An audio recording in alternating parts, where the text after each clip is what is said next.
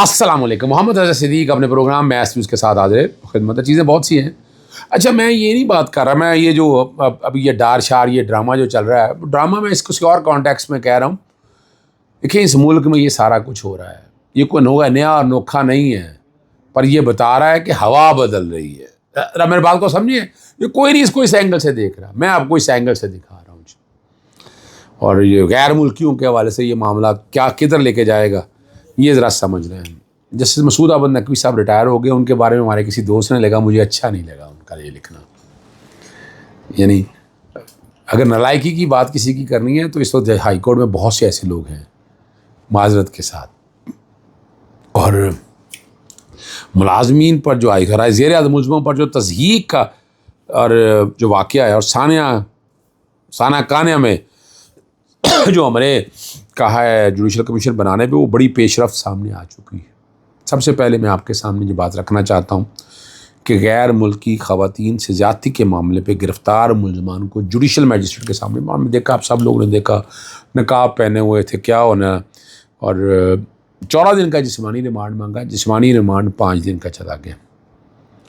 اور جو ملزمان میں رضا داد, حسن رضا, سکندر خان اور ساجد علی شامل ہیں. اور جو بات خبر آ رہی ہے ساری یہ کہنے میں, دوسرا ملزم بھی قریبی عزیزہ, دونوں گرفتار ہیں, کہا یہ جا رہا ہے. اور خواتین آج واپس اپنے ملک روانہ ہو جائیں گی, کارروائی ہونی ہے, کس طرح ہونی ہے میں ان میں نہیں جانا چاہتا. لوگ تو یہ بھی بات کر رہے ہیں کہ جس طرح اس طرح کے ملزم آپ پکڑتے ہیں, زیادتی والے, نیفے سے پستول نکلتی ہے, یا وہ ملزم چھڑانے جاتے ہیں اور آر پار ہو جاتے ہیں, ان کو بچا کے رکھیے گا. یہ جو 4 ملزم پکڑے ہیں, لوگ مشورہ دے رہے ہیں کہ ان کو بھی پھڑکا دو. خدا را یار اس طرح کی بات مت کریں. آپ سوشل میڈیا پہ شو ڈالا ہوا ہے, خود ہوا دے رہے ہیں, کل وہ مار دیا, پھڑکا دیا, پھر کیا کریں گے آپ یار؟ ایویڈنس ضائع ہو جائے گی ساری.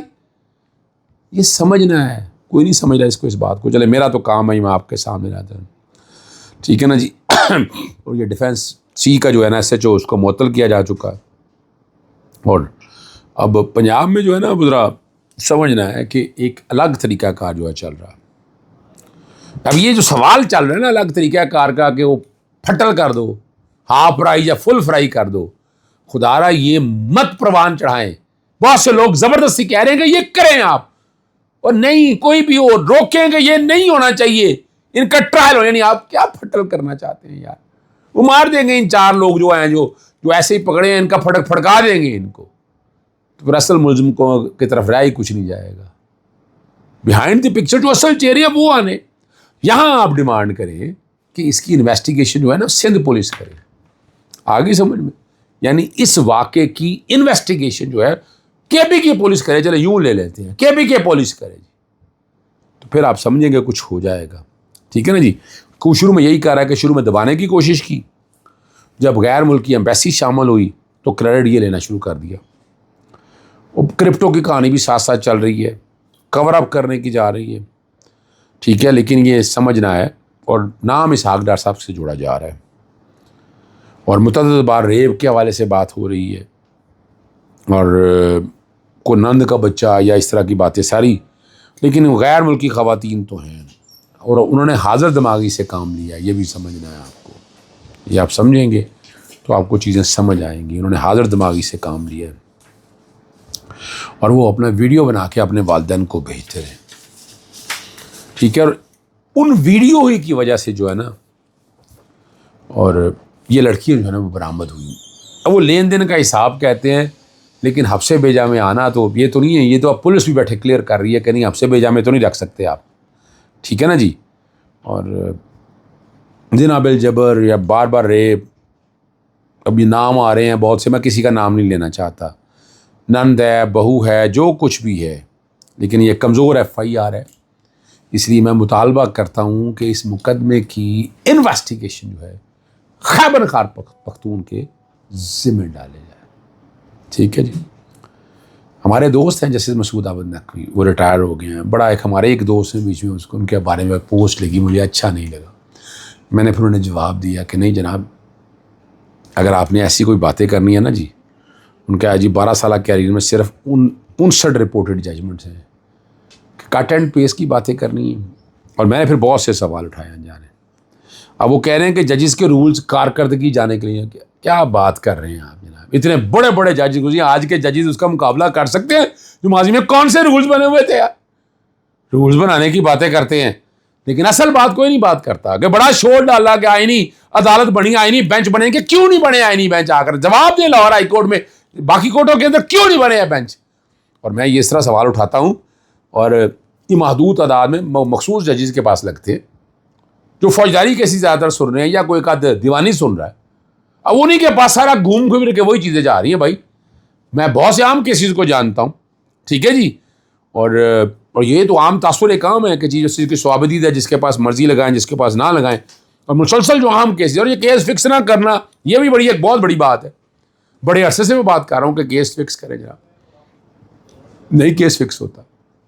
بڑی دفعہ لکھ چکا ہوں میں، اتنی دفعہ میں لکھ چکا ہوں کہ جناب وہ کیس ہی فکس نہیں ہوتا۔ ارلی ہیئرنگ کی درخواست دیں لارجر بینچ کی، وہ وصول ہی نہیں کرتے۔ ہائی کورٹ میں دروازے اس طرح بند کیے ہوں، اس لحاظ سے میں کہتا ہوں اسلام آباد ہائی کورٹ پھر بھی بہتر ہے، ٹھیک ہے نا جی۔ اور یہاں ہم نے دیکھا غیر رسمی طریقوں سے کئی ججز یا تھوڑے سے ججز وہ پنچایتی طریقہ لگایا ہوتا ہے عدالت کے اندر۔ میں جب بیٹھتا ہوں تو میں تو کوئی ایسے کوئی رپورٹڈ کوئی ججمنٹ، کوئی ریفرنس میں تو سنتا ہی نہیں، ہوتا تھوڑا بہت سنتا ہے لیکن زیادہ تر جو ہے نا وہ یہی چل رہا تھا۔ لیکن ایک سوال تو بڑا واضح ہے نا کہ ایسے حالات میں کیا شفاف طریقے سے، غیر جانبدار طریقے سے اور طے شدہ اصولوں پر کام ہو رہا ہے؟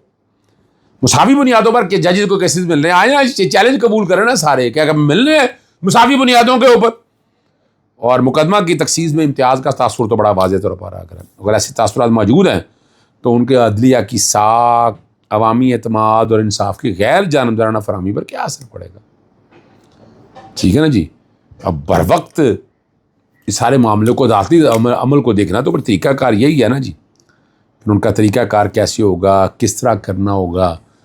یعنی یہاں اب میں نام لیتا ہوں جیسے شاید کریم ریٹائر ہونے والے ہیں، ان کے پاس کتنے کا جو کانسٹیٹیوشنل ایشوز اور کیسز لگائے جا رہے ہیں، جیسے ساجد محمود سیٹھی صاحب، جیسے امجد رفیق صاحب کے پاس، جیسے طارق سلیم شیخ صاحب کا، بہت انٹیلیجنٹ جج ہیں یہ سارے میں، جن کا وہ باقی بھی ہیں پر میں سمجھتا ہوں انہیں زیادہ آتا ہے، اس میں ایسی کیا بات ہے؟ جو سچ ہے وہ سچ ہے، ان کے پاس کانسٹیٹیوشن ایشو کم جاتے ہیں، کیوں بھائی؟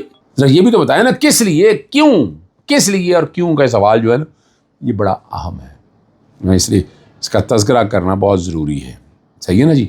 آپ اسے اندازہ ہو جائے گا۔ پھر ایک جج سے کیس دوسرے پہ لے جانا، دوسرے سے ایک پہ لے جانا، سنگل سے اٹھا کے ڈی وی پہ لے جانا، یعنی یہ بھی ایک طریقہ کار ہے۔ لارجر بینچ کب کے بنے ہوئے ہیں، کیس ہی فکس نہیں ہوتے، پتہ نہیں کتنے خط میں لکھ چکا ہوں، میں اتنے خط لکھ چکا ہوں نہیں لگ رہے جناب کیسز، ٹھیک ہے نا جی۔ اور ماضی میں یہ بڑی کوشش کی ہے میں نے یار، میری بڑی کوشش کی ہے کہ نہیں کہ میں لگوا سکوں case, but I am successful sir, unsuccessful.